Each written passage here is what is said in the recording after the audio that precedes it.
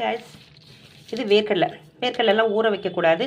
அப்படியே நீங்கள் இங்கே பாருங்கள், இன்னும் கொஞ்சம் பிஃபோராக எடுத்துருங்க.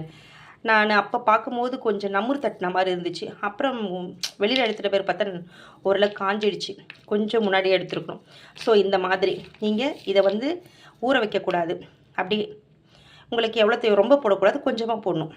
இந்த அளவுக்கு ஒரு கைப்பிடி தான் நான் எடுத்திருக்கேன். இவ்வளோதாங்க நான் எடுத்துருக்குறது. அதனால் இதை அப்படியே எண்ணெயில் போட்டு பொரித்து எடுத்துருங்க. அவ்வளோதான். நீங்கள் கொஞ்சம் பிஃபோராகவே எடுத்துருங்க. எடுத்துகிட்ட பிறகு அந்த சூட்லேயே வந்து உங்களுக்கு அந்த சாஃப்ட்னஸ் போய் ஒரு மாதிரி ஹார்டாக இருக்கும் மாதிரி அந்த மாதிரி வரும். ஸோ உங்களுக்கு கடிக்கிறதுக்கே ஒரு க்ரன்ச்சியாக இருக்கும்.